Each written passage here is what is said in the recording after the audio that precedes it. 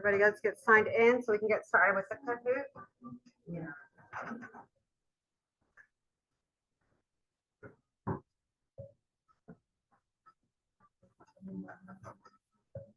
Don't forget that we will be having review tomorrow at 10 a.m. if you're able to join us via Zoom. Review over chapters 5 and 7. So that will be on all these days.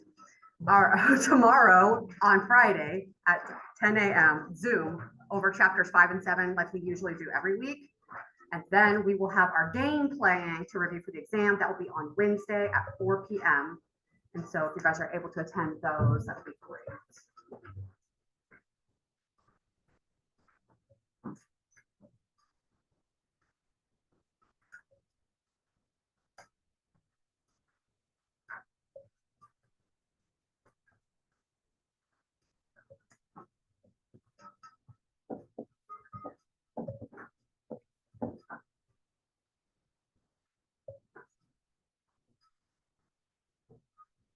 Are we almost all signed in? No. Yeah, I know, I can tell. I can tell. This is my gentle push.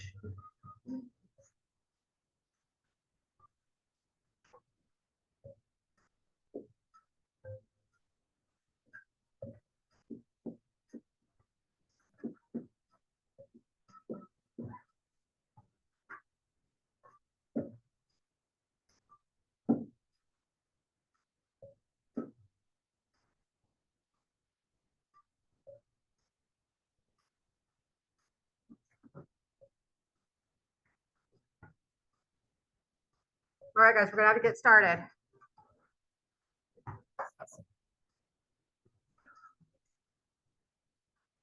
We ready?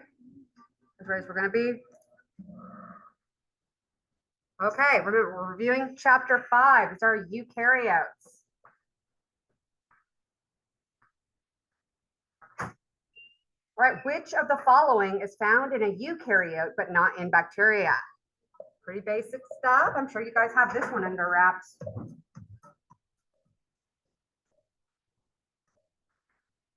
All right, so most of us got this one, the nucleus. And if we can remember that eukaryote means true nucleus, then we should be able to delineate that. That's what we're talking about here. So our true nucleus guys have a nucleus, and then our bacteria lack that. So you guys did great with that. Bacteria do have cytoplasm. That's the goo on the inside, cell membrane, the membrane that contains everything in there. And they have ribosomes. Those are the machines that are going to be making protein for us. We'll learn all about them in chapter 6. All right, next question.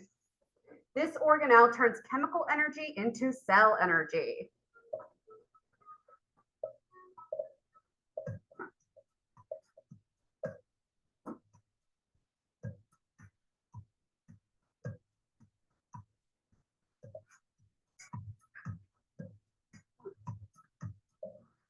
All right.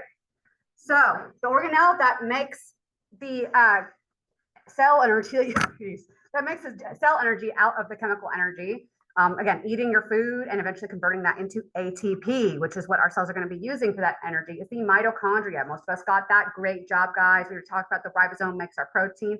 The nucleus contains our genetic information. And the cell membrane contains everything that's basically inside of the cell and the cytoplasm within.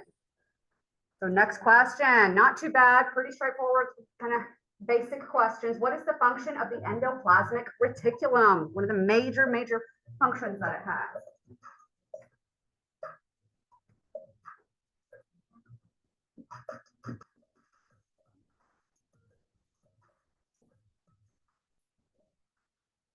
Right, so the endoplasmic reticulum, its purpose is really to make all of our macromolecules for manufacturing our biological macromolecules. The biggest role probably that we are most going to recognize the ER for is for that site of protein production, right? So that's where our ribosomes are going to stud that outside of that endoplasmic reticulum membrane and create, of the two kinds of ER, which one has the ribosomes or the proteins made? You guys remember what it's called? The rough ER. Good job. So that's the rough ER. So that's our site of protein production. The ones that produce energy, again, that's our mitochondria. The things that store water and wastes and other things, that's our vacuoles. And controlling what enters and exits the cell, that's primarily done by our cytoplasmic membrane. Good job. All right, question 4. What are the organelles that contain chlorophyll?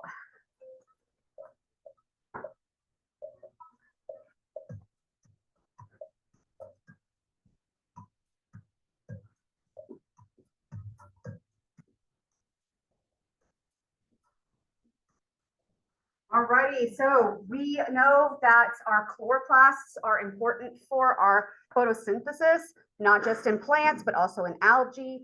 So chlorophyll is the pigment that is going to be excited by the sun and allow for us to make a little bit of energy that helps drive us being able to make larger organic molecules in the plants. And so we don't talk too much about plants here in this microbiology course, but chloroplasts are still important for microbes like algae.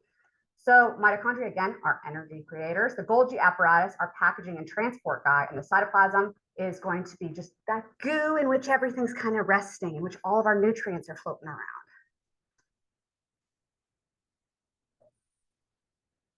All right, question 5, true or false? Yeasts are fungi.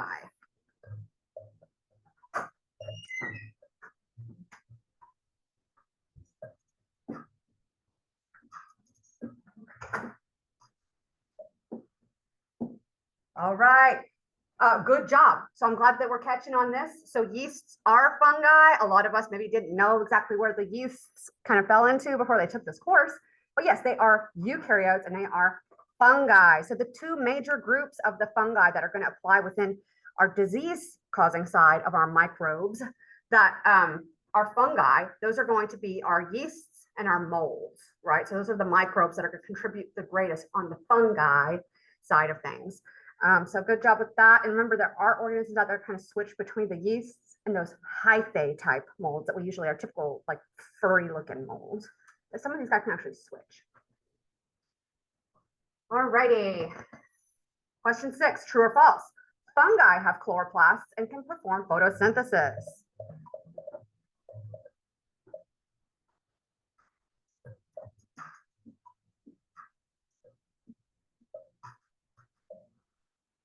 All righty, so this is false. And so I'm glad that most of you guys did pick up on that. We talked about the nutrient sources for the fungi. Fungi are heterotrophs.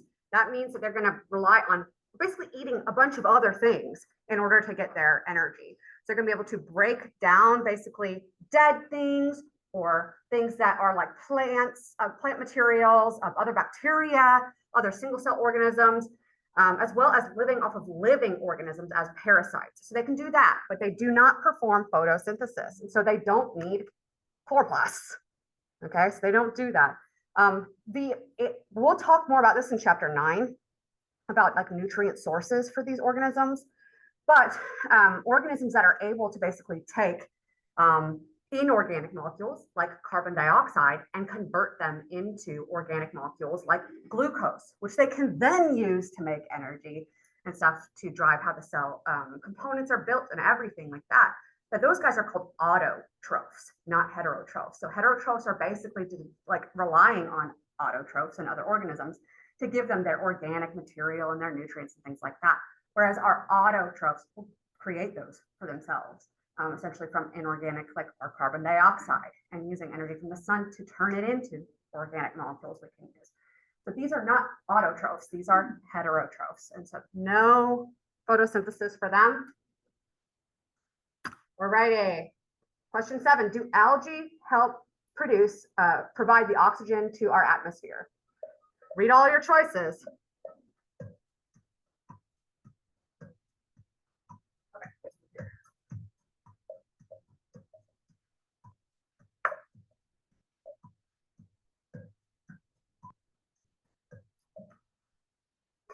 Yeah, so algae and other photosynthetic microbes like our cyanobacteria are actually really important in creating the oxygen for our atmospheres. In fact, we think a lot of our oxygen in the atmosphere may have come from our cyanobacteria back whenever they first started creating oxygen as a waste product. And so we think that other organisms evolved to use that oxygen waste product into their favor with aerobic respiration and those things like that. So algae are really important in providing oxygen to our atmosphere. And there's quite a lot of biomass out there of algae, kelp, and all those organisms that fall into the algae category. Those guys providing oxygen to our atmosphere. So not just a little bit, but actually quite a lot. Good job. All right, question 8. These single-celled organisms have trophozoite and cyst life stages. If you can see it on the board across from me, I may or may not have written this on the board ahead of time because we're going to review this in a moment.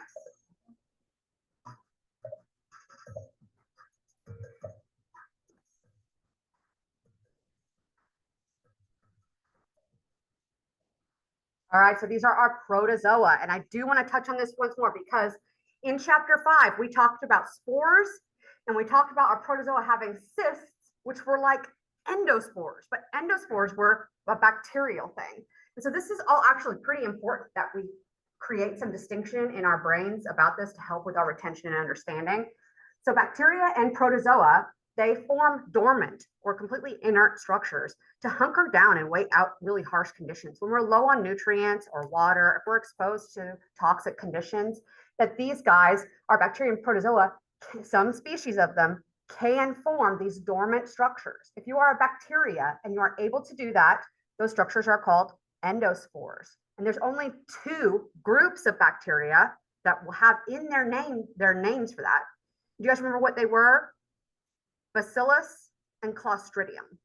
Okay, so Bacillus and Clostridium will be in their names. There's also something else we know about Bacillus. If something is named Bacillus subtilis, for example, we know that Bacillus subtilis makes endospores because I just told you so. But we also know that Bacillus has what kind of shape? Rod. So you know those 2 things about those organisms automatically. So it's great. So we have the dormant guys for the bacteria, endospores. For the protozoa, they're called cysts. Those guys are analogous. For the bacteria, are active, reproductive, metabolically, engaging guys. The cells that are doing things, multiplying, that sort of stuff. These are our vegetative bacteria, right? For the protozoa, the analogy for that would be our trophozoites. And again, tropho, think of troph or troughs, and you're eating, you're actively eating and need to eat and get energy. That's because you're active and you're living, you're not inert. So that's how we can kind of remember that. Also, if you're eating vegetables, that's another way we can kind of divide those out, okay? So we've got those guys. The fungi do produce spores, but it's basically their primary way of reproduction. So when things are good and happy, we want to be able to reproduce. We will produce fungal reproductive spores. And that's where I want to be sure that you guys are going to be aware on the exam. When I start talking about spores, I won't just put a question that says, tell me about spores, and have the answer be bacteria or fungi, and you have to determine it. If we're talking on the exam about bacterial endospores, I will say endospores. If we're talking on the exam about fungal reproductive spores, I will say fungal spores. I will say fungi and spores somewhere in there, so you will know which ones we're talking about. But it's up to you guys to understand that if fungi are producing spores, they're reproducing, conditions are good. We only reproduce when things are good, right? Which is the opposite of what we see with bacterial endospores. If Bacillus or Clostridium species are making endospores as bacteria, things are bad. Things are going south, right? So be sure that you guys are aware of those distinctions before the test comes next week, right? All right, next question. Good work. All right, question 9. What are helminths?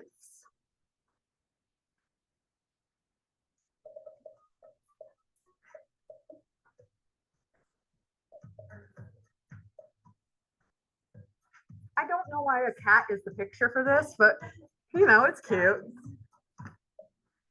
So when we look at the choices here, all of these guys are actually parasites, especially we're talking about our parasitic worms here. We're not talking about earthworms here. We're talking about our parasitic worms. Our parasitic worms are our helminths. Bed bugs, scabies, which are like the human itch mites, and then lice. These guys are parasites, but these are insect parasites. Whereas we're talking about the parasitic worms, these are helminths. All right, one more question, and it has to do with helminths again. What are platyhelminths? This may be a picture of one of these guys even. You want to say that now. Right? I think it looks cute too, but what they do to your body, not particularly cute. So our platyhelminths, platy sounds like flat to me too. So those are flatworms. So our helminths are divided up into our flatworms and our roundworms. Our flatworms are our platyhelminthes. Our roundworms are our nematodes, right? And the nematodes are fine. They're on their own. They're the roundworms and they're the roundworms. But our platyhelminthes can be divided up into two more groups.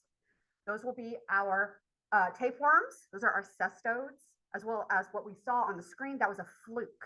And those are trematodes. Okay, so those were our terms that we went over in our last chapter. So good job, guys. We'll let our little podium load.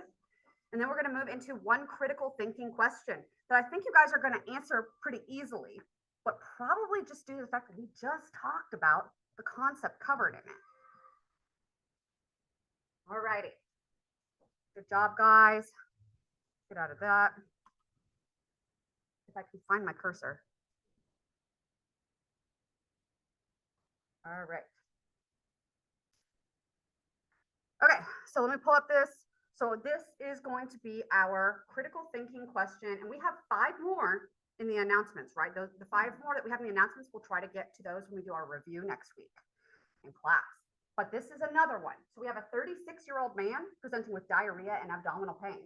Just a few hours before he reports having eaten at a new Chinese restaurant, he ordered fried rice, but it tasted like it had been sitting under the heat lamp. It was stale tasting. Eventually, after a few more cases pop up in the same place, everybody's ordering up some stale fried rice. An epidemiologist is sent to investigate. The epidemiologist finds that the rice is contaminated with gram-positive endospore-forming rods. What is the most likely cause of the illness given this information in these choices? Anybody want to volunteer a guess? Tommy. Yep, so it's B. So you guys know why B is the answer, right? Endospores. Yes, so good job. So we just talked about that. Easy enough when we just talked about it. But after you guys are going to be expected to understand all that material from chapters 1, 2, 3, 4, 5, and 7, and I didn't just talk about that stuff, you might get lost a little bit in this information, right? But if we can remember endospores, one thing we know about endospores, bacteria always, right? And the 2 groups that will make it and are the only ones that make it will be called bacillus or clostridium. Good job. So that already narrowed it down to 1 for us. So I gave you a ton of information up here, none of which you needed in order to answer that. But don't let yourselves get lost in that when we have questions like this on our exam. People often do. In fact, what I have found is that when I give this question without reviewing the endospore stuff right beforehand, people tend to pick salmonella because they see salmonella, immediately they know salmonella causes diarrhea, and that's just an instinctual pick. And they don't necessarily think about all the other information that's up here. So we also know that Bacillus cereus is a rod-shaped thing just by its name, bacillus. It means that it's rod-shaped. So we have that it's endospore forming. We have that it's rod-shaped, and that fits with all of that. Is there any of them out here? If I took out that it was endospore forming, okay, I just left that it was gram-positive rods, is there any of the other guys you could eliminate just with that? If I told you it was, right, exactly, good. So D, we can eliminate Staphylococcus aureus because Staphylococcus is a coccus. It's not rod, right? It's round shaped. Good job. So you guys caught that one. Now we don't know enough information about Salmonella or E. coli beyond the fact that we know they don't make endospores, right? Because they're not called Bacillus or Clostridium.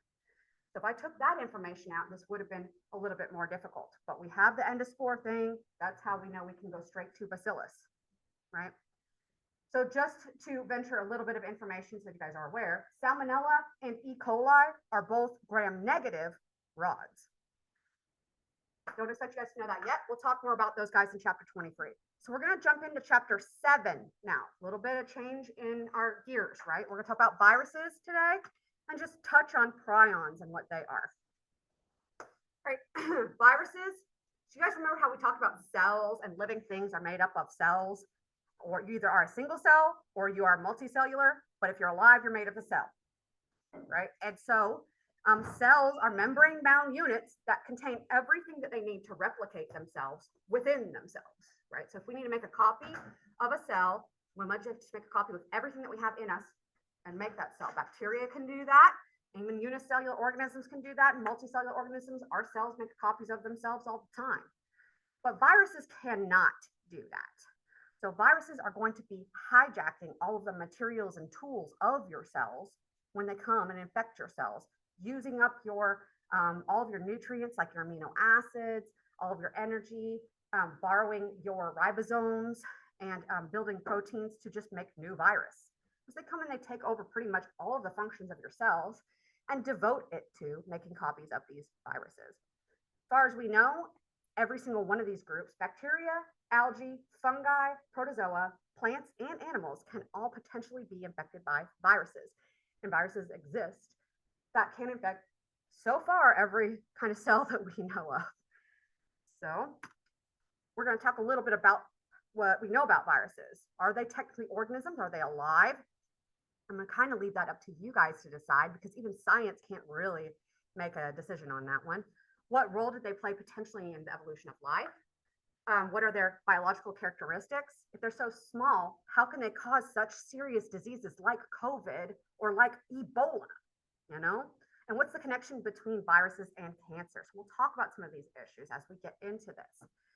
Viruses are obligate intracellular parasites. Obligate means they're obligated. They have to be intracellular, inside of cells. They're parasites because they are using all of our nutrients and our energy and all of our tools of our cells, all of our organelles, basically to drive making viruses. So that's going to cause harm to us. They're going to cause harm to us a couple of other different ways as well. So they're not true cells because they can't make copies of themselves. So that's why we kind of say that they're not really alive. And we tend to err towards the sides of calling them active or inactive. And that's usually how we're going to be approaching these things. Okay. So they don't just cause disease. They actually seem to have been they've been around for so long now that about 40 to 80% of our genome likely came from viruses. 40 to 80% of your genome likely came from viruses. And that's a pretty impressive number. Some of those genes might be functional and useful to us now, but may have originally come from some sort of viral ancestor of some kind. And we're still working on picking apart the importance of the viral genome in our own genome, even today. So to look at the size comparison of some of these viruses versus like what we know of cells. So here we have an average, normal, fully matured yeast cell. Here's a daughter cell budding off of it here. And so there's our yeast cells, eukaryotic cells. Immediately next to it, we have our E. coli. E. coli, smaller, right? Sure. Streptococcus, smaller. And even next to it over here, we have rickettsia, which is a bacteria that is associated with Rocky Mountain spotted fever. Okay, if you haven't heard of that, it's a tick-borne bacterium. We have a couple of big viruses here that are a little bit larger than those. So we have a little bit of overlap in size here, but that overlap, it doesn't carry for long, because now here we have herpes, rabies, HIV, flu, adenovirus, which is a common cause of cold and is actually used as a vector for one type of the COVID vaccines. We have T2 bacteriophage. Real quick, a bacteriophage is a virus that infects bacteria.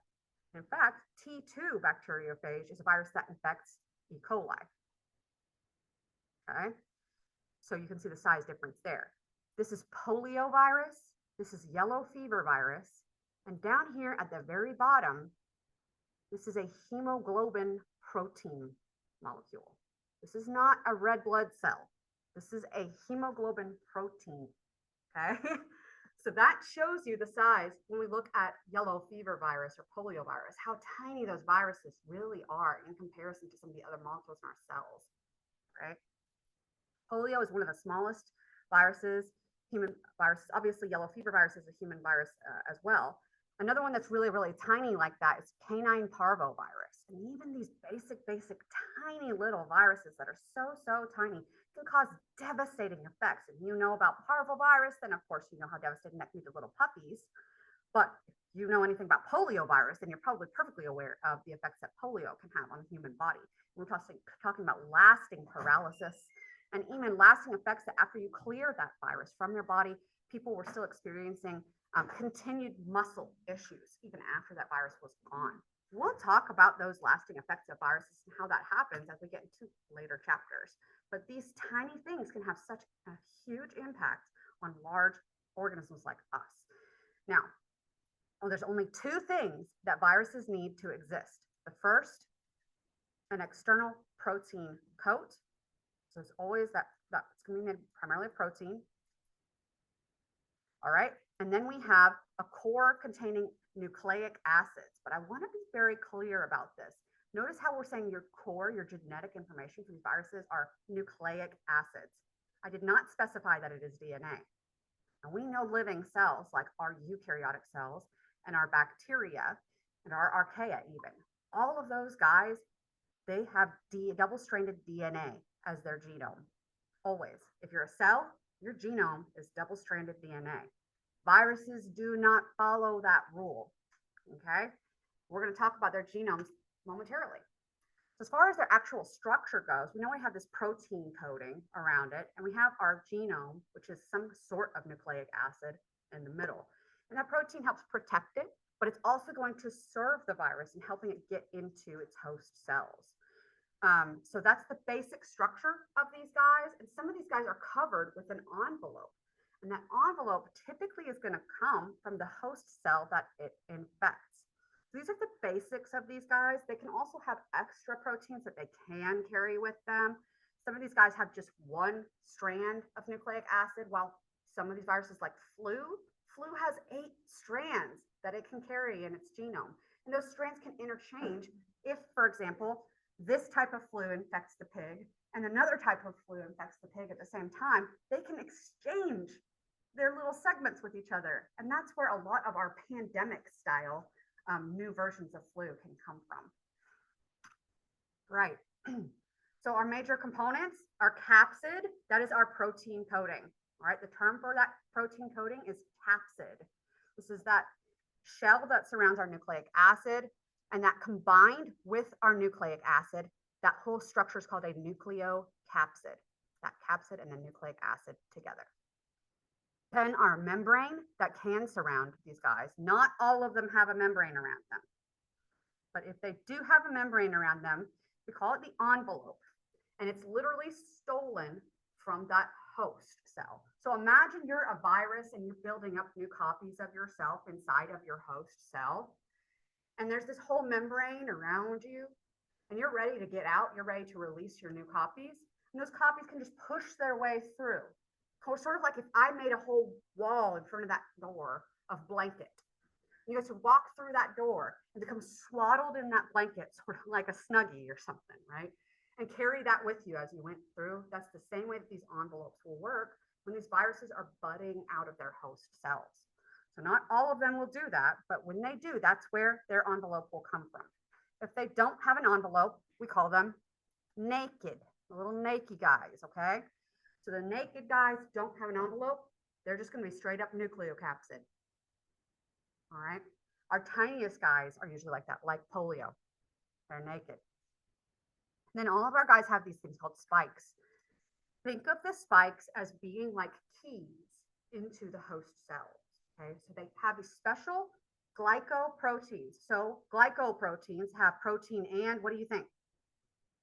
Sugar. What do you think glyco is about? So glyco, you can think of glycogen, and glycogen is just a series of sugars linked together. All right. So the sugar protein combined for these spikes.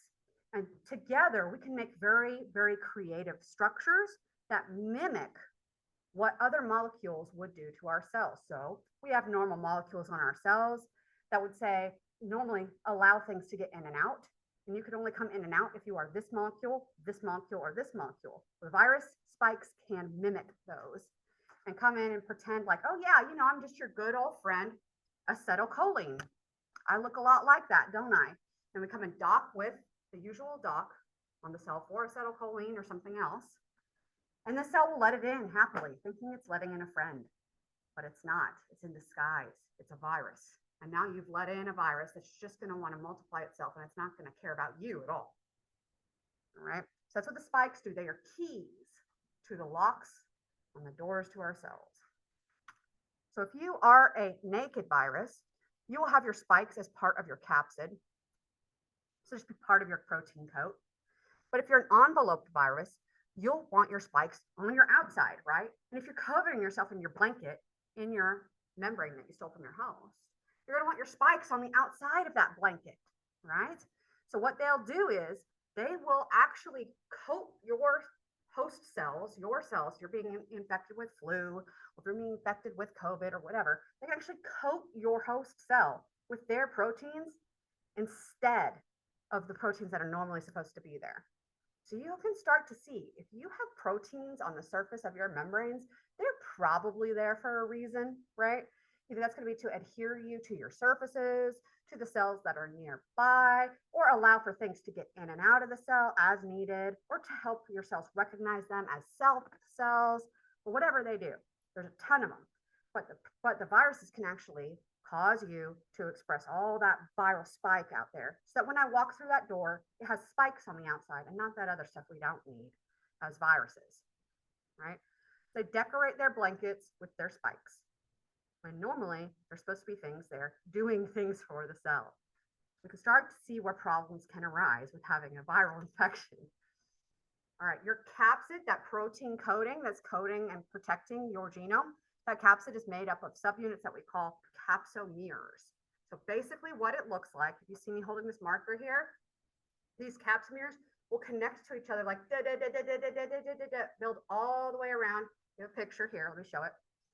In helical capsids, these will build all the way around that genome in a big helix. Another thing that they might be able to do, we'll come back to these helical guys in a moment, is make these triangles. And then the triangles will form these structures around the nucleic acid on the inside. So those are our two main structures that we can have for our capsids that we can build out of those mini parts called capsomeres. The helical capsid, where we're encasing everything helically, or the icosahedral, we just build a nice icosahedral structure out of triangles around the genome. So those are the two major types of capsids. And those helical capsids, we could then ball up that long snake of genome that we covered. We could just ball it up and push that through the membrane, or we could push it through the membrane in a nice long, old elongated form. Or some of these guys, if they don't even have an envelope, they're just good to go with that around them. So one of the most well-studied, genetically speaking, one of the most well-studied viruses that has this sort of format and doesn't have an envelope would be our tobacco mosaic virus that infects tobacco plants. Very well studied genetically, and actually that guy stays just naked, and it's just basically nucleic acid protected by protein around it, and they look like rods. But a lot of the other guys, when they're enveloped, they'll have them sort of snaked up in there. Let me zoom in on this. Snaked up inside of that membrane. You see how that helical guy is just curled up inside of the membrane part like that. So that's a possibility as well. We see this with, like it says on here, flu, measles, and rabies. And if you guys didn't see my announcement where we were talking about some of the deadliest viruses that exist, rabies and HIV are definitely at the top. So we are talking about two viruses that, if left untreated, I do not mean cured. Okay, these guys don't have cures. But if you can treat HIV, you can keep it locked inside of your cells. You can give yourself medications to prevent you from making new viruses and keep it locked in there in your genome, right? We can't get it out of our genome, but we can keep it from making viruses. And you could live indefinitely like that. But the second I take away your medications, what's going to happen?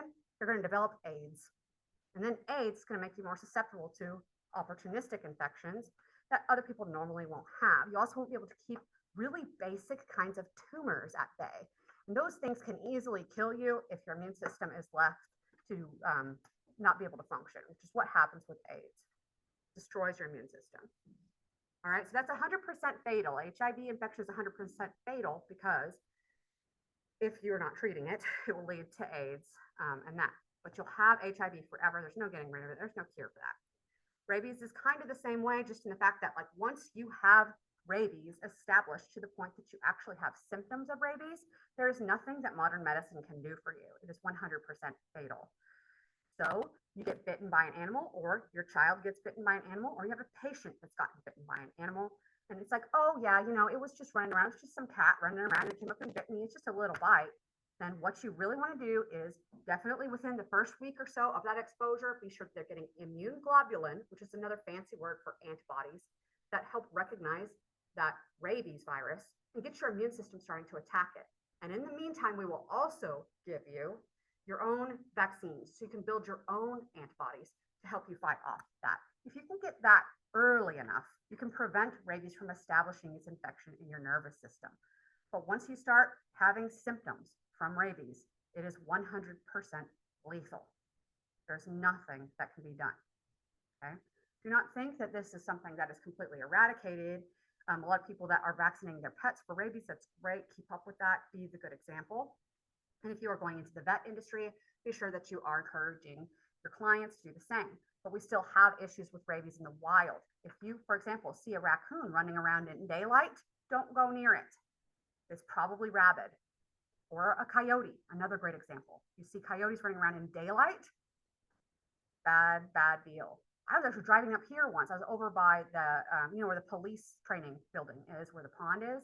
And I saw a coyote just laying in the sun in the middle of the day at like 10 a.m. or something. And I was like, I don't know about that. Like, that doesn't seem like a good thing. So keep a lookout for that. Definitely don't approach them and be aware of that if you are out playing with your kids or if your kids are out playing. And anybody gets bitten by an animal, please treat it seriously because there is nothing that we would be able to do for you. And it's a very unfortunate thing. So those are two that we can bank on 100%. And like I said in that announcement, that we need to put that in perspective. When we think about Ebola and how serious Ebola is, people just bleeding out all the place and just dying from that. That's only 90% mortality rate. 10% of people will just survive it, but not rabies and not untreated HIV. Okay? So things like that really start putting these things into perspective of how serious these things can be. Thank goodness for vaccination, right? So we've got that those two types of capsids that we can have. We also can have very complex capsids. We look at these guys. These are our bacteriophages. This is a T4 bacteriophage, very, very characteristic shape. Looks like a spaceship, right? So the guy that I've circled here is very clearly a drawing. So, what we would call an illustration of this. But this guy here on the right is a true life electron microscope image of an actual bacteriophage.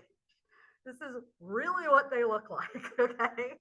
So if they don't look like spaceships and alien invaders, I don't know, I guess, what they look like. I've been watching the wrong sci-fi. Huh? What'd you say, from Spy Kids? Yeah. So very characteristic sci-fi movie kind of thing. So in that big old head of theirs, that's actually an icosahedral head holding that genome in there. But they're little tail fibers, what they call tail fibers. They look like legs to us. But that's actually especially their spikes. And those guys will come and land on a bacteria, and that's their key that lets them know that this is E. coli. This is where I belong. So once that happens and they've kind of docked on there and realize this is the right thing, those protein tail fibers change their shape because chemicals reacting and change their shape and squat down onto the bacteria. And then they will inject that genome that's in their head by squishing down this sort of the sheath that looks like a spring and inject that straight into the bacteria. Isn't that just wild? But that's how it works. These guys don't go inside of the bacteria. They inject their genome into the bacteria. But the other side of that, so it might be cool, might be neat. They're not actually getting invaded by the actual virus. But now that bacteria is going to be making up copies of those little bacteriophages. And then you know how they get out of the bacteria? The bacteria, they don't come out by cloaking themselves in a nice cozy blanket like our viruses do. No. If you're a bacteria and you're infected with a bacteriophage, then you're just going to burst open. They just make virus until they burst open. and that's called lysis. Okay, so pretty cool stuff. Here's some images of some viruses. Isn't that nice? All right, so our viral envelope, if you have one. So if you're naked, don't have this, right? Only if you're enveloped will you have this. And it's from the cell membrane or the nuclear membrane of your host, depending on what kind of virus you are. You'll blanket yourself in this membrane, and we've replaced all the normal proteins on that membrane with our spikes, right? Those are essential for attachment.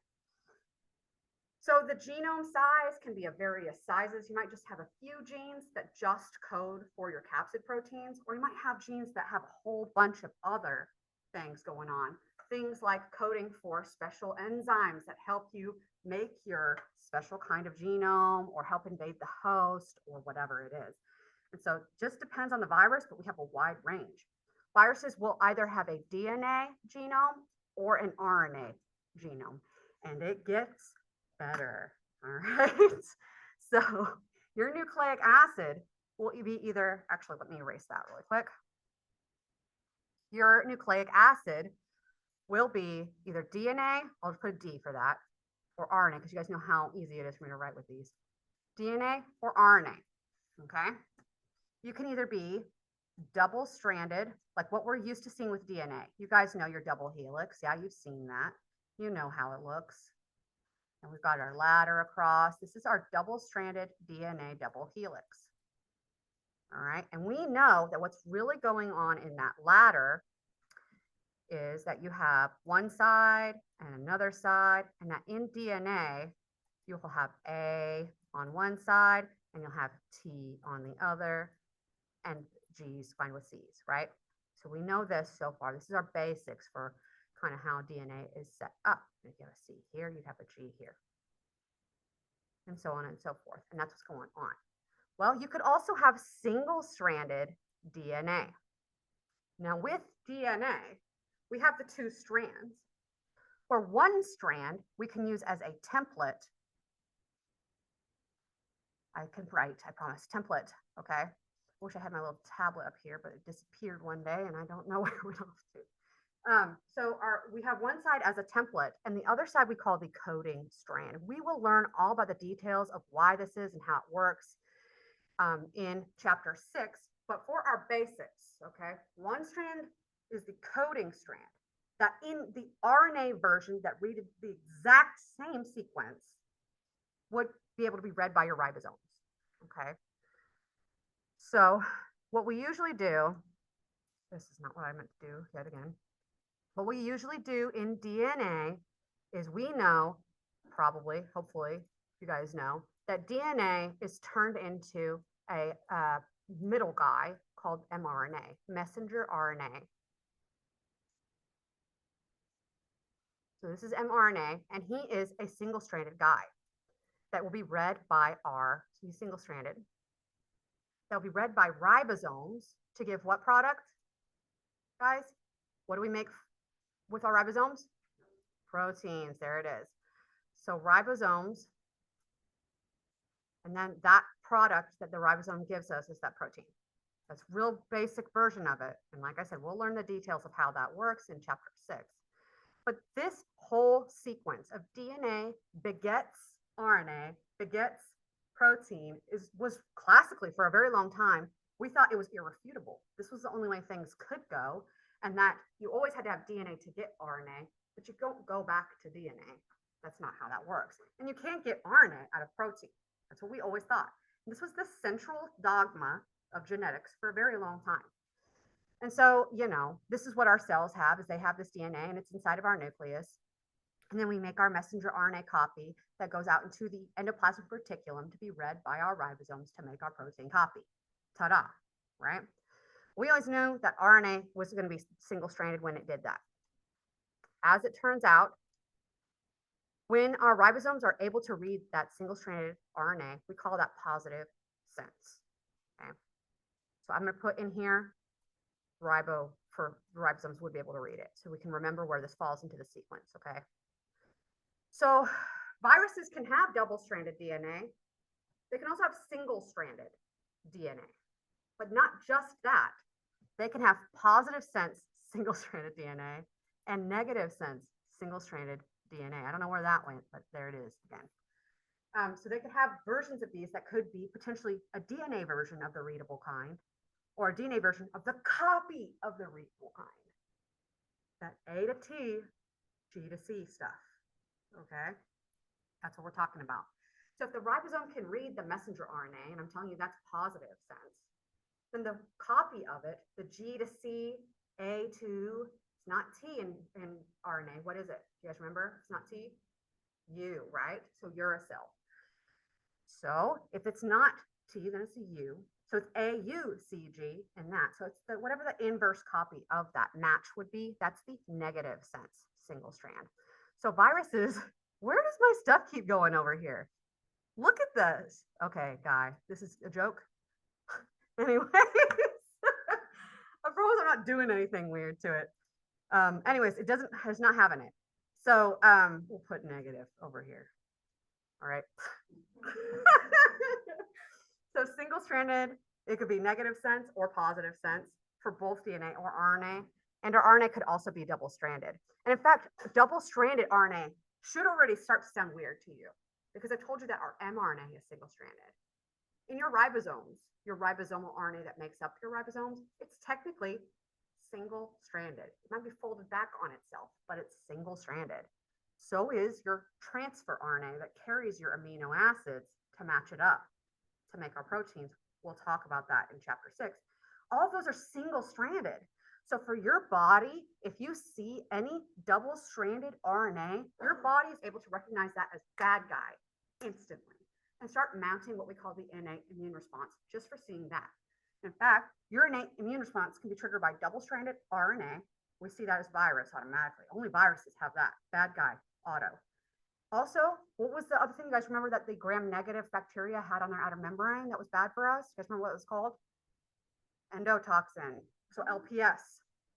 Right, good job. So some of you guys got that. Lipopolysaccharide or endotoxin. Our body can see that automatically as bad guy. As well as if we just have peptidoglycan floating around in your bloodstream, that's also a pretty big trigger for your body to react. So those are all big triggers for your innate response, which we'll get to in chapter 16. All right. So we can have 6 different kinds of genomes in our viruses. Double-stranded DNA or RNA, positive sense single-strand DNA or RNA, and negative sense single-stranded DNA or RNA. Now, if you're a virus that has DNA as your genome, you always have DNA as your genome. So every single species of virus, they're set on the type of genome that they have, okay? So they're not gonna ever fluctuate in between. But some of these guys, you guys remember how I told you about how HIV can incorporate DNA into your genome and hide out like that, right? Now, let it blow your mind as I tell you that HIV has an RNA genome, a single-stranded positive sense RNA genome. And what did I tell you guys about our central dogma here? You don't go from RNA to DNA. So how are they doing that? Turns out when we discovered and started looking into how HIV works and why, that it carries this enzyme called reverse transcriptase. And what's actually going on from DNA to mRNA, this process is called transcription.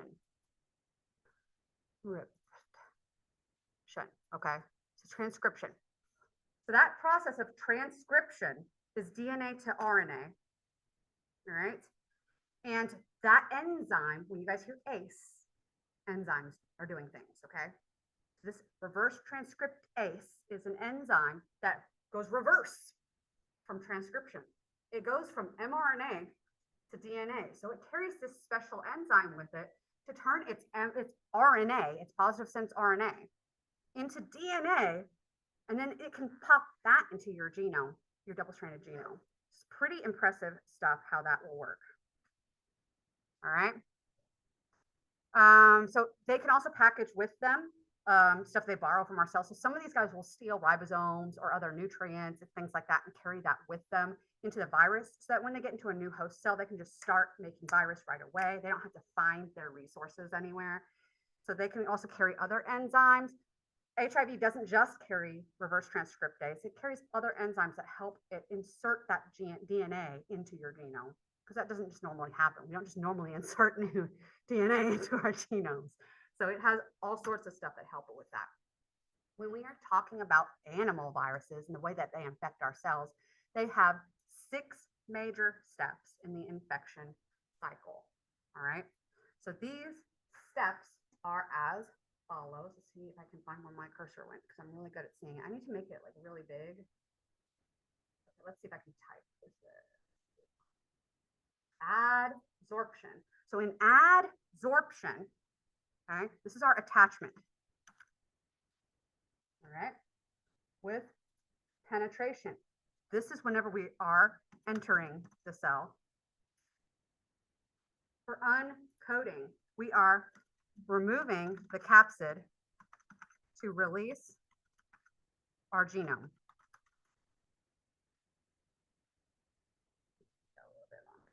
All right, with synthesis, we are making copies of our parts.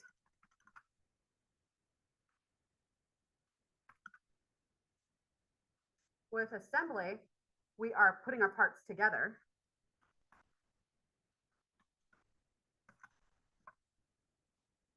Go together. We'll put our parts together. And then in our release from the cell, we will be either budding. This is like when we cover ourselves with the membrane, like a blanket.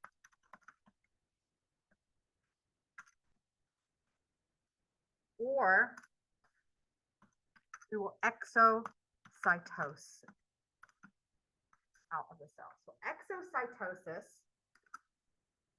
is essentially what whenever you go from your process, remember how we go from the control center of the cell, our nucleus that codes for everything. We make our working copy, then we come to our endoplasmic reticulum, our manufacturing center, right? And we make our protein. And then we go to the Golgi apparatus to package and ship and transport everything.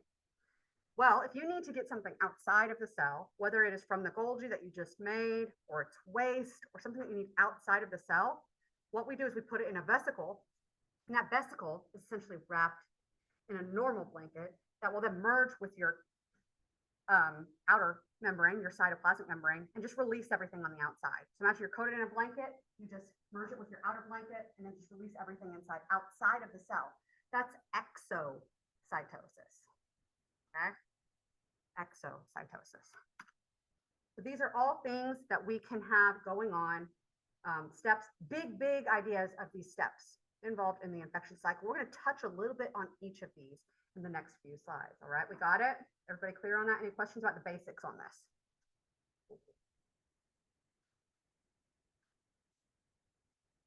Yep. All right. Anytime, buddy. Here we go. All right. Adsorption, attaching. This is whenever we're using our spikes or our glycoprotein as a key to the lock on the surface of the cell. All right. Once that interaction happens, we'll be able to have the cell either like say, yes, welcome into us, and that will start endocytosis.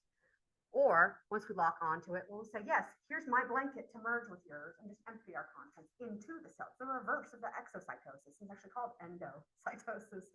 So endocytosis or the uncoating. So those two are things that can happen as far as getting our viruses inside. So as far as our host range, these are the animals, the species, the cells that these viruses can infect, and it's dictated by their spikes on their surface, okay? So you have a lock on the surface of all of your cells.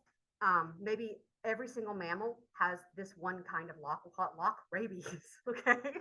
So that lock might be on the surface of all mammalian cells, and rabies can access that lock on any mammalian cell. But maybe there's a different kind of lock on your liver that is only on human livers. Well, turns out hepatitis B can access only that lock. So it's relegated to only infect human liver cells. Then we have some guys that are kind of in the middle, like it gives us our example of poliovirus. Poliovirus can infect intestinal and nerve cells of all primates. So it's a little more general in the middle there, whereas rabies infects a lot of cells of all kinds of mammals. Interesting fact here that I want to mention that you guys know about possums. You know they're not technically mammals, but they are marsupials of North America. And so guess what they don't get? Rabies. So they'll give you other things. So don't play with them. But they typically aren't going to care. And I mean, very, very rare instances where you will see a possum that has rabies. Very uncommon. Typically, we'll say that they don't get rabies. Okay, but they have leprosy, so don't play with that either. Okay, so they can, anyways. These are the ways we could get in. Either be getting eaten up by that cell, but literally we're seeing you. The cell sees you as, yes, come in, I'll eat you up to help you in. Or, yes, come in, meld your blanket with mine and we shall become one. Our blankets shall become one and release our contents in that way. So these are the depictions of that. Endocytosis, eating it up. That's our first steps here in A. And then B, I'm just literally just melding our blanket. You see how that blue blanket is being melded into the cell's membrane there and releasing the contents. And so that's our uncoating and penetration step. For synthesis, now we're going to be making copies of our genomes and our proteins. Pretty straightforward stuff. If you're a DNA virus, then your DNA needs to be made into RNA, and then the RNA gets made into protein. If you're an RNA virus, if you're positive sense, we can just start reading you right away. If you're negative sense, we need to make a positive sense. Start reading that. Those are easy enough to start making the proteins, right? But if you are a positive and like RNA virus, we can start reading with the ribosomes, but how are we going to make copies, more positive copies? So we'll make a negative version and then make the positives off of that negative version. That makes sense a little bit. We're starting to pick up a little bit about what the positive and negative are about. We have a picture of this. I know, it's a lot. These guys are a lot. So once we get bound to the surface of the cell, which is our first step, and we get taken in by the cell, which is our second step here. Third step, we release our genome, and now our positive sense RNA is free. We can read it and start making proteins like our capsomeres and our spikes, or we can make a negative sense and make copies that are positive for that we can then bundle up with our new proteins. All right, now we can start to see a picture of it. Does that start to become a little bit clearer how that's going to work out for these guys? So adsorption, binding, penetration, and uncoating, synthesis, making our genomes and our proteins, assembly, putting our nucleocapsids together, and then release. We'll either bud out or we'll get exocytosis, like we talked about, released by the cell. Okay? If you're a DNA virus, everything for the DNA in cells happens in the nucleus. If you are a bacteria, that's not in the nucleus, right? So this doesn't apply to you. These are animal virus things. So if you are an animal cell being infected by a virus with DNA, then it's going to have to replicate in your nucleus. So it has to get in there. And it literally does pretty much all the same stuff that DNA normally would do. And the steps of the virus are pretty much the same after that. Okay.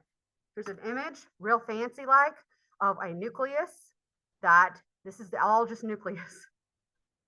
And this stuff in here, these structures here, is just a conglomerate of protein that is used to make the capsids of the viruses. And it's just crystallized inside of it. It's just so much of it. It's just piled up on itself. Pretty cool stuff. We also see the viruses as they're being built, these little dots that are in here, new viruses that are being assembled inside of the nucleus. All right, we talked about budding and exocytosis, so I'm not going to talk about too much, but basically you get covered in the membrane and you're going to pinch it off behind you. You might have enzymes that help with that, or the cell might do it for you. It just depends on the virus, okay? Now you can see and imagine that with all of this stuff going on with the cell, we're replacing the cell proteins with virus proteins. Now this is a problem, folks, because if your cell has proteins on it, like we mentioned before, those proteins have a function. They're there for a reason.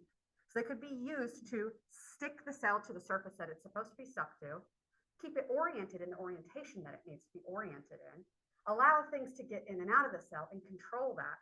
But now we've just replaced our whole surface with viral spikes. So now maybe we can't stick to the cells we're supposed to. And not to mention now, my cell that's been infected is completely covered in keys that would let me get into the cell next to me, right? And that's just chemical reactions. That key interacting with its lock, it happens because of chemistry. It doesn't have to be associated to the virus to do that. So what can happen is I become coated in keys. The cell next to me has locks and I just I unlock the cell next to me and we merge ourselves. Our membranes, our blankets become one and we empty our contents into each other. And that process is called the formation of syncytia. That's that word at the bottom there. That's a syncytia. Well, one is syncytium, multiple is syncytia. So maybe you guys have heard of this term somewhere before. That sound familiar to anybody? So everybody in here ever heard of the virus RSV? RSV stands for respiratory syncytial virus. What do you think it does? It forms syncytia. It causes your cells to merge together and form big old conglomerate messes of cells. You start seeing that. You start seeing those masses of those proteins forming in the cells. These are things that you can see very easily in the cells without needing to see the virus, right? We can look at a cell under a microscope and see this happening without being able to see those viruses, which are much too small to see on a normal microscope, much too small, okay?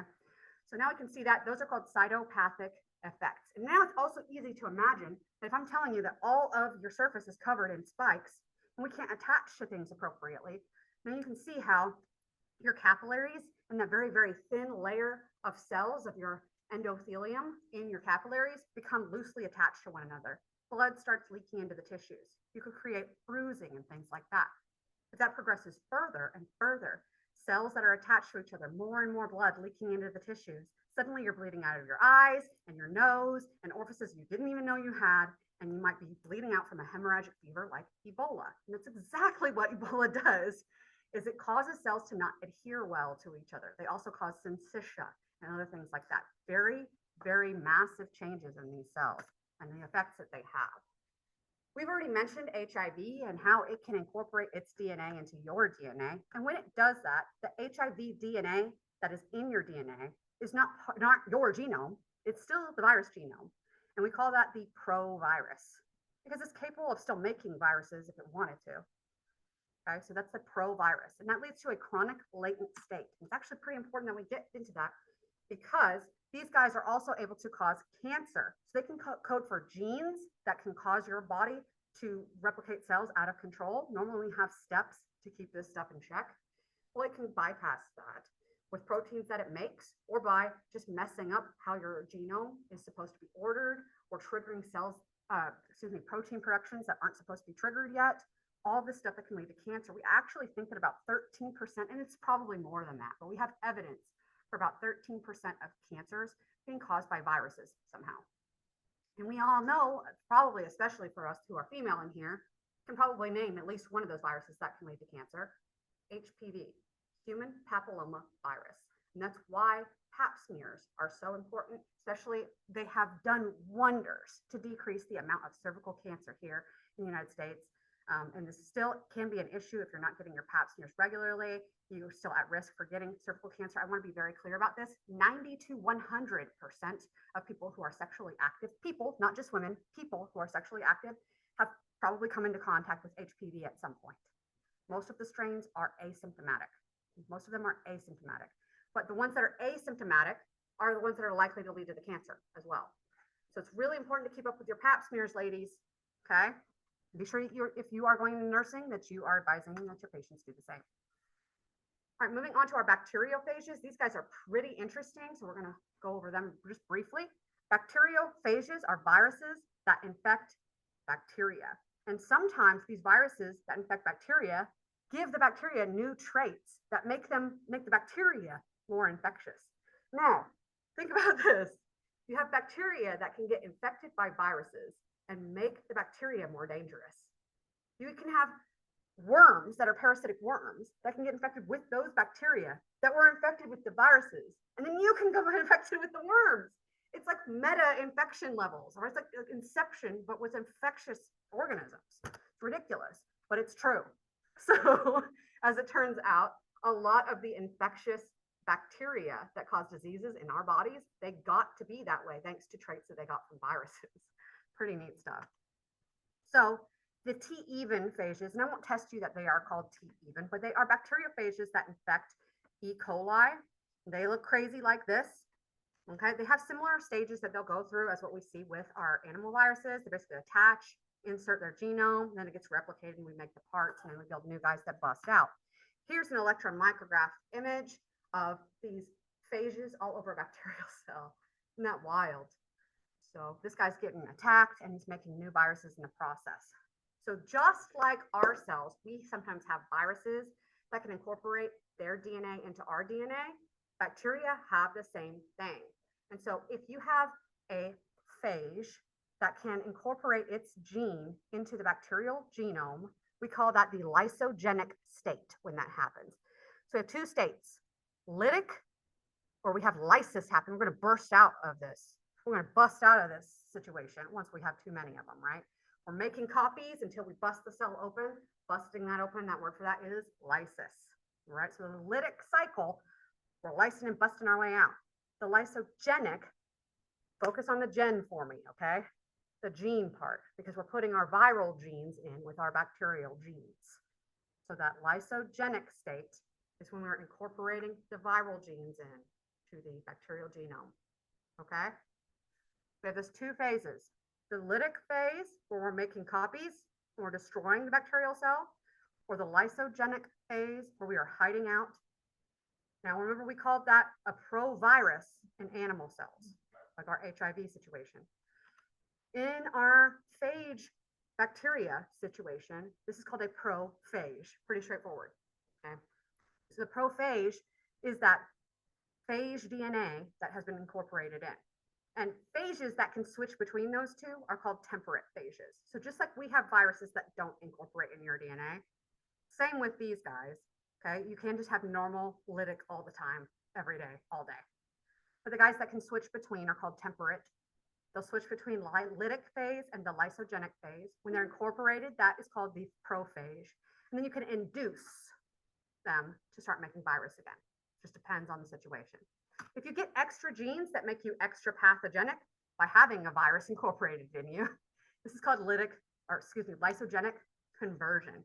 So lysogenic conversion, we have lysogeny. So we've incorporated a viral genome into the bacterial genome and gained traits from that. And this is often where we see production of toxins in a lot of our bacteria. Okay, so looking here, our examples, these are big examples, but this is way more common than you would ever know. Okay, here we're talking about things like diphtheria, which we don't really see a lot about this, but it's a really horrible respiratory disease. Cholera, the toxin that it makes that leads to the actual rice water stool, which ends up you have diarrhea so badly that the waste that you're expelling looks like rice water. It is just slightly cloudy, but not brown cloudy, my friends. It looks white cloudy because you're expelling so much of your electrolytes and your nutrients. So you'll die typically from dehydration from this. And there's not much we can do for it because these bacteria make so much of that toxin that even giving you an antibiotic doesn't get rid of the bacteria fast enough to help you with the symptoms. So usually what we do is give you fluids and electrolytes, pop you on a bed with a hole in it with a bucket underneath. Called a cholera bed. We don't see this a lot in developed countries because we have good hygiene. This is usually transmitted by fecal oral route. Okay, so we do see this cropping up occasionally when we have a loss of infrastructure in places like if you have disasters like we had with Haiti, with the earthquake. We had people living in sort of shanty towns. We had, a downfall basically of hygiene and things like that. We saw outbreaks of cholera with that. And then botulism toxin. Well, we know about Botox and its paralytic effects, but the fact that the Clostridium botulinum, again, Clostridium, what does it make? Endospores, right? So that bacterium that makes that toxin actually came from a virus that it was infected with. And they carry them with them now genetically and heritably as well. But originally, those came from viruses. Moving on, basic concept here. If you want to be able to grow your viruses, they need to be able to grow in cells. And so we call that tissue culture. They can't just grow on agar like we have with our bacteria. They need to be able to grow in cells that you grew somehow. That's tissue culture. We know about the devastating effects that some of these guys can have. You can get a common cold, and this is fine. You'll get over it typically if you have a normal immune system. But then we have other guys that can be very high mortality rate, even for otherwise healthy people. Wide range in that. There's even a chemical that your cells can make called interferon that is sort of like the call next door during a robbery. So let's say you're getting broken into by a guy and you're hiding in your closet and you can't get to any defense mechanisms, but you've got your phone. You might call 911, sure, but you can also call your neighbor and say, hey, Ed, you might want to get your shotgun out. You got a visitor coming. So now Ed can get his shotgun out and be ready for the robber to go to his house next. And that's what interferon does for our cells. It calls the next cell and lets them know we've got viruses incoming. Get ready. Okay. A lot of the antiviral medications that we have, I'm sure you've noticed, a lot of the antiviral medications that we have target individual viruses. Because how do you target something that uses your cell's machinery? So you have to target very unique aspects of these viruses with these medications, which creates their own problems. So finally, in summation, we are at the prions. And prions are just misfolded proteins, wouldn't you know? So if red represents hydrophilic, the stuff that loves water, it wants to hang out with most of your body and most of your cells. And blue represents hydrophobic, it's hiding out away from the water. And this is normal folded version of this protein. Imagine if that protein misfolded to look like this. All right, we got the hydrophobic, the water fearing on the outside now, and the hydrophilic on the inside. All right, so this is just a misfolded protein. If you've got a whole bunch of proteins that normally hang out just fine with everybody and get along, and now they've been seeing this other guy that misfolded, and it causes them to misfold, and we don't know why. Science is unsure why this happens, but it does. We get a misfolded protein, and it teaches the normal proteins to misfold also, and then that causes a cascading effect. Well, this happens very slowly over time, and those hydrophobic groups on the outside, the whole reason I'm bringing them up, they don't want to mix and match with everybody else that they've been hanging around with, so they'll just stick together. And they'll cause these holes to form in the tissue where they are. And typically this happens in brain tissue. So these form spongy form, so just like holes in a sponge, sponge-like brain disease. Encephalo means brain, pathy means disease. Sponge-like brain disease, spongiform encephalopathies. Okay, it takes a very long time to start to see symptoms from these. They usually present as maybe a little bit of neurological deficit and often things like dementia and things like that. In humans, we call this Creutzfeldt-Jakob disease. You can be genetically predisposed to this, but just because you are doesn't mean you will get it. Usually you have to be also introduced to the misfolded proteins. We see this in other animals sometimes as well. And as it turns out, the misfolded proteins from cattle can cause our own proteins to misfold, which is what mad cow disease is, AKA bovine spongiform encephalopathy. So you go eat some beef in Europe in the 90s, and then 30 years later, you've got dementia. It could have been from this guy. And then these are also 100% fatal. There's nothing we can do for you. But you're also not going to know you have it until like decades later. Congratulations. Doesn't this make you sleep well at night, you guys? Cheerful. All right. So we don't know the exact reason of why this happens in the first place, but we do know that the misfolded proteins can cause other ones to misfold. And there's other versions of this disease. It's not just Creutzfeldt-Jakob. Deer have one called chronic wasting disease. It's becoming more prevalent, and it's actually now spreading to elk. So we're trying to keep that on lookout for that. So far, it doesn't transmit to humans yet, okay? But humans can have Creutzfeldt-Jakob. It is transmissible, and we can get that same thing from cows. We call it variant Creutzfeldt-Jakob when it comes from cows, when it's mad cow disease in people. And there's one called Kuru, which is between human cannibals. Cannibal tribes in Papua New Guinea venerate their dead. It's actually kind of a beautiful idea. And when they lose a loved one, they want them to become part of them forever. So they eat the bodies of their dead, but the misfolded proteins just get propagated that way. And it's uncommon, obviously. And there's one called fatal familial insomnia, which is a genetic version that if you may have the gene and you may develop fatal familial insomnia. And what it basically means is you can't ever sleep and you die because of it. All right. Anybody have any questions about any of that? So we are right at the end of class, but I do think we have some time for the questions. Wonderful, wonderful day for you guys. So I'm gonna do this for you guys. Aileen, is it Aileen? She's not here today? Okay, so I'll take that question. So question 1, what are 2 essential components of a functional virion? The capsid and the genome, right? All right, second question, we have Jordan. Is Jordan here? All right, Jordan, what is the term for viruses that lack an envelope? Naked, exactly, not too bad.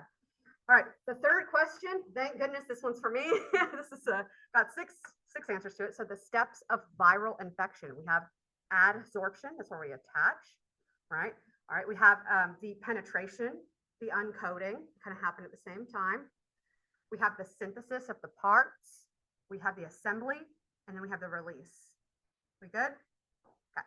If I give you guys those steps, and what if I were to ask you to put them in order, be able to do that. I'm not going to ask on the test because it's multiple choice. I'm not matching or reordering or something. But if I were to say which step comes next, it will pick it out of the list, right? All right. Where do viruses with DNA genomes replicate? This is Tommy. Nucleus. Great. And then our last question, what is lysogenic conversion? Water it down for me, Carmina. Carmina?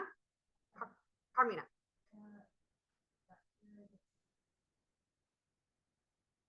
Yes, exactly. Perfect answer. So when the temperate phage incorporates its DNA into the bacterial genome, becoming a prophage, it will give new traits to that bacteria. That is lysogenic conversion. Excellent. All right, we're going to head right up to the lab. Thank you guys for answering the questions. I'll see you up there. Remember, we start lab at 7:15. And it's a big one today. We're going to be using those microscopes. Yay.